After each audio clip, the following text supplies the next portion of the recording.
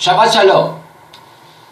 Este próximo Shabbat iniciamos el último de los libros de la Torá, pero tiene una característica especial y a ella nos referiremos, ya que este Shabbat, como dije en otras oportunidades, no solamente tiene nombre como Parashat Devarim, pero no se llama Shabbat Devarim, se llama Shabbat Hazon, que es el Shabbat previo a Tisha B'Av.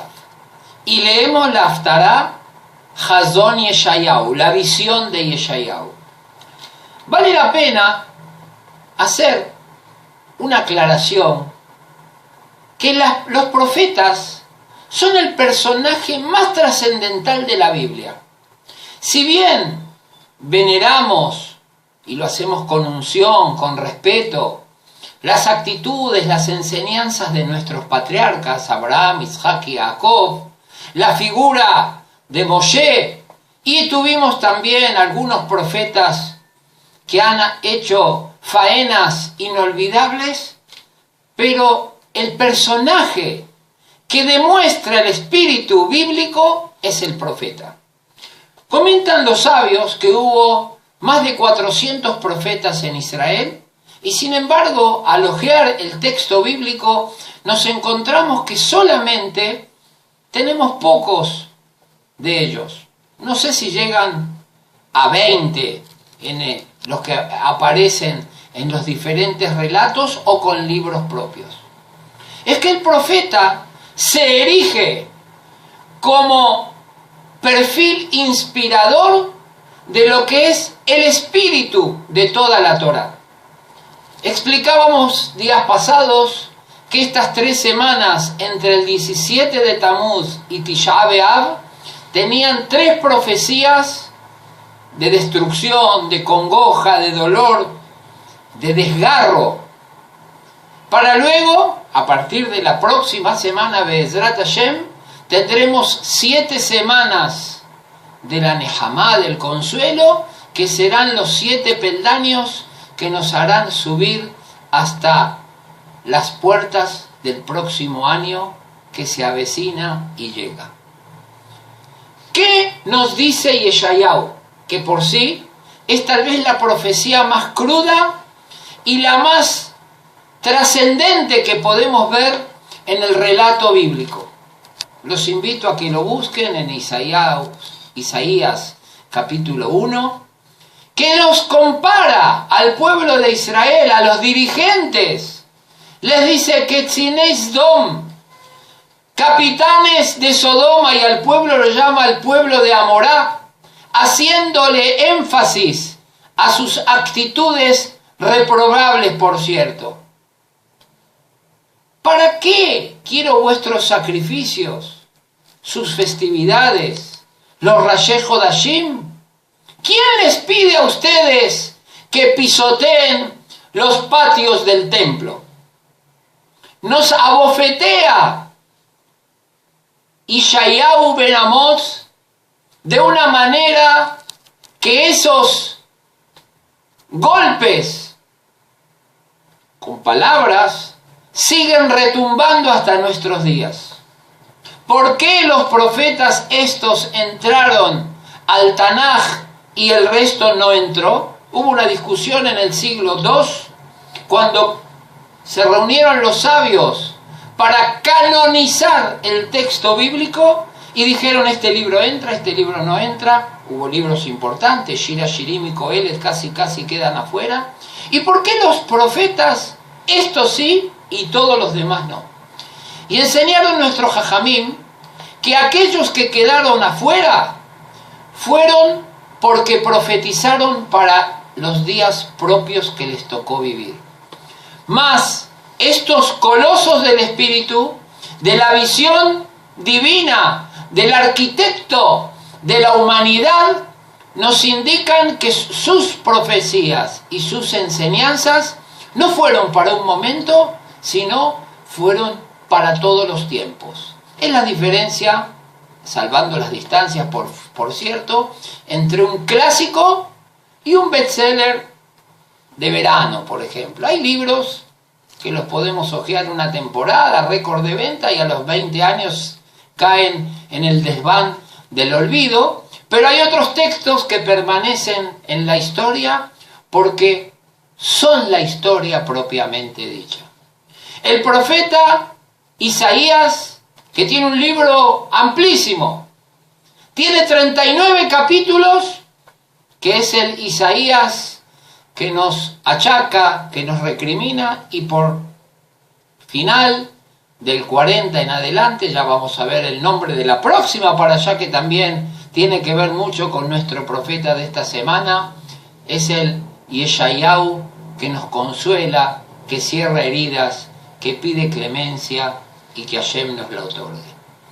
Pero es interesante este relato porque ante todas las faltas que cometió el pueblo de Israel, hay un hilo inspirador, hay un momento en que Isaías nos dice: si vuestros pecados, vuestras faltas fueron rojas como las púrpuras,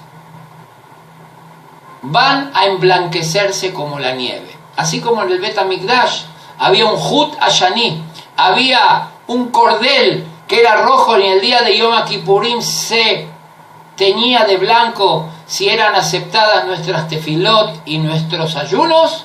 De la misma manera el profeta Isaías nos dice que así será también con nuestros actos. Pero agrega un versículo y nos dice: Sion bemishpat tipade, beshavea bitzdaka.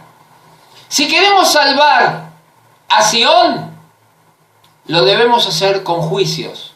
No solamente hacer juicios, sino hacer justicia. Beshavea bitzdaka, y aquellos que retornan lo harán con tzedaká, con justicia propiamente. Aprendemos aquí algo.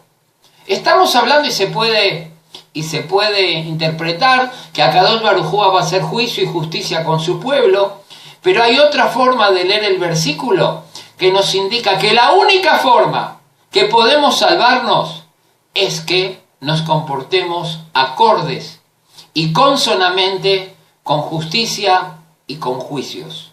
No es simplemente una visión en la que nos vemos abogados defensores de nuestras acciones y somos fiscales inescrupulosos con las acciones del otro. De la misma forma que medimos nuestras acciones, debemos hacerlo también con el prójimo. El mundo vive horas, y por qué no vale la pena decirlo, tal vez habría que leer este capítulo no solamente en vísperas de Tisha B'Av, sino cuando nuestros Bate Knesset, nuestras sinagogas, nuestros templos están repletos de gente que vienen una vez al año o 2 veces al año a cumplir con la familia, a veces con el papá que está vivo o a ocupar el lugar del abuelo. Pero estas palabras del profeta Isaías retumban a los oídos de todos los seres humanos. ¿Quién pide acciones rituales carentes de sentido y de contenido?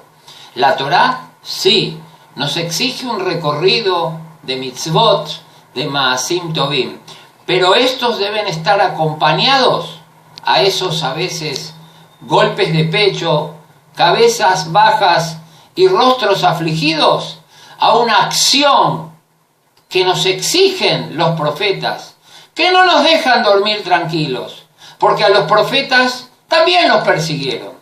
¿Qué hubiese sido de un profeta, imaginémonos, hoy en algunos lugares donde hay tiranías democráticas o hay verdaderos persecutores y perseguidores de la maldad que se afianzan en gobiernos, y todo aquel que levanta la voz en contra de él entra a la lista de los desaparecidos? Nuestros profetas no tuvieron miedo. A algunos los arrojaron a los pozos con los leones, pero esas palabras que vibran desde las páginas de nuestro Tanaj se hacen vigentes en estas horas, que son horas de dolor, que son horas de recogimiento, que son horas de reflexión, y en las que nos preparamos a entrar a la semana más triste del calendario hebreo. Pero así como las palabras de Isaías nos llevaron a la tristeza, esperemos que las mismas palabras del mismo profeta nos inspiren para ser hombres de bien, padres ejemplares, hermanos comprometidos e hijos que estén acorde a las necesidades de nuestra historia, la pasada y la futura. Que veamos todos muy pronto Bebiat Mashiach Tzidkenu, Bninyan Yerushalayim, Beira Kodesh, Bimehra Beyamenu. Amén. Que veamos la redención pronta y la reconstrucción total de nuestro hogar nacional en Jerusalén, en su ciudad santa. Amén. Shabbat Shalom.